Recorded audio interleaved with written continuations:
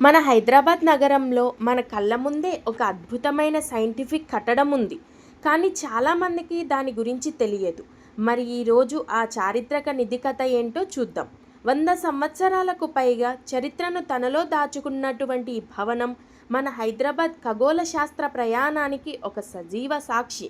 ఇది కేవలం ఒక కట్టడం కాదు, ఆకాశంలోని రహస్యాలను ఛేదించేటువంటి ఒక విజ్ఞాన కేంద్రం. మరి ఇంతటి చారిత్రాత్మక ప్రదేశం వెనుక ఉన్న కథ ఏంటి, దాని ప్రాముఖ్యత ఏంటి తెలుసుకోవాలని అనిపించాలని లేదా?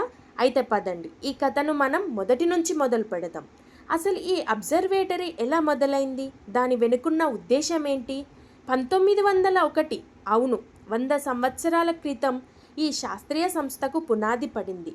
అసలు ఈ నిజామియా అబ్జర్వేటరీ అంటే ఏంటి? సింపుల్గా చెప్పాలంటే ఇది అంతరిక్ష అధ్యయనం కోసం నిజాం ప్రభుత్వం హైదరాబాద్లో ఏర్పాటు చేసినటువంటి మొట్టమొదటి ఖగోళ పరిశోధన కేంద్రం. ఇంతకీ ఇంత పెద్దల కేంద్రాన్ని ఎందుకు కట్టాలి అని అనుకున్నారు? వాళ్ళ లక్ష్యం ఏంటి అసలు? ప్రధానంగా 3 విషయాలపై దృష్టి పెట్టారు. 1, ఆకాశంలో కదులుతున్నటువంటి నక్షత్రాలను గమనించడం. 2, సౌర కుటుంబంలోని గ్రహాల కదలికను ట్రాక్ చేయడం.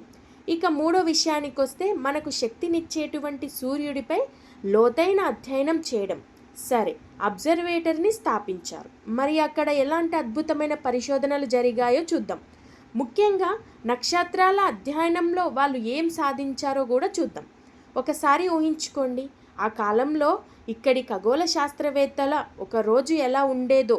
ముందుగా నక్షత్రాల సమూహాలను గుర్తించడం, ఆ తర్వాత గ్రహాల కదలికలను గమనించడం, అక్కడి నుంచి వచ్చిన సమాచారాన్ని అంతా ఒక చోట చేర్చడం, చివరగా దాని ఆధారంగా ఖగోళ పరిశోధనలు నిర్వహించడం. అదొక పర్ఫెక్ట్ సైంటిఫిక్ ప్రాసెస్ అన్నమాట. ఇంత లోతైన పరిశోధనలు చేయాలంటే వాళ్ళకు ఏదో ఒకటి సహాయపడాలి కదా. అదే ఆనాటి అత్యాధునిక టెక్నాలజీ.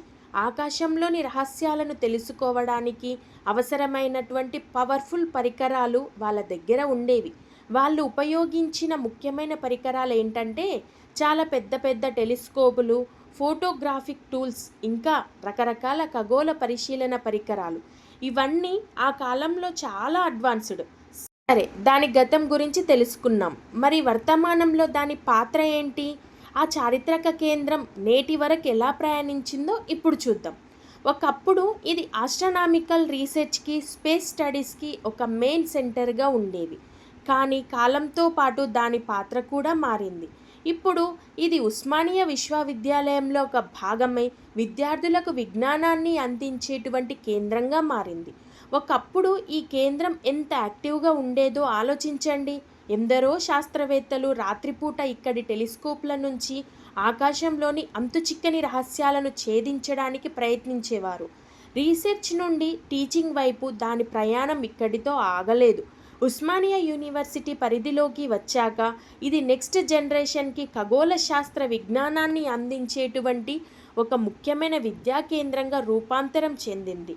మరి కేవలం ఒక పాత భవనంగా మిగిలిపోకుండా ఈ అబ్జర్వేటరీ మనకు ఎలాంటి స్ఫూర్తిని ఇస్తుంది, దాని వారసత్వం, దాని ప్రాముఖ్యత ఏంటో ఇప్పుడు చూద్దాం.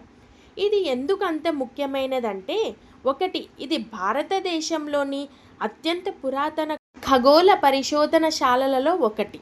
2, నిజాం పాలకులకు సైన్స్ మీద ఉన్నటువంటి ఆసక్తికి ఇది ఒక సింబల్ లాంటిది. అన్నింటికన్నా ముఖ్యంగా హైదరాబాద్ ఖగోళ చరిత్రకు ఇది ఒక సజీవ సాక్షి. ఇక్కడ ఒక ఇంట్రెస్టింగ్ విషయం ఉంది తెలుసా మీకు? ఇలాంటి మోడర్న్ అబ్జర్వేటరీలు లేని కాలంలోనే మన ప్రాచీన భారతీయ ఖగోళ శాస్త్రవేత్తలు చాలా క్లిష్టమైన గణనలు చేసేవారు. ఇది మన దేశంలో సైన్స్కి ఎంత లోతైన చరిత్ర ఉందో గుర్తు చేస్తుంది. ఈ మొత్తం సమాచారం మనల్ని ఒక ముఖ్యమైన ప్రశ్న అడిగేలా చేస్తుంది. అది మన వారసత్వంలో ఉన్న విజ్ఞాన శాస్త్రాన్ని మనం ఎంతవరకు గౌరవిస్తున్నాం? దీని గురించి మనం ఆలోచించాల్సిందే కదా. మీరేమనుకుంటున్నారో కామెంట్ రూపంలో నాకు తెలియజేయండి. ఇలాంటి మంచి మంచి విషయాల కోసం నా యొక్క ఛానల్ని సబ్స్క్రైబ్ చేసుకోండి.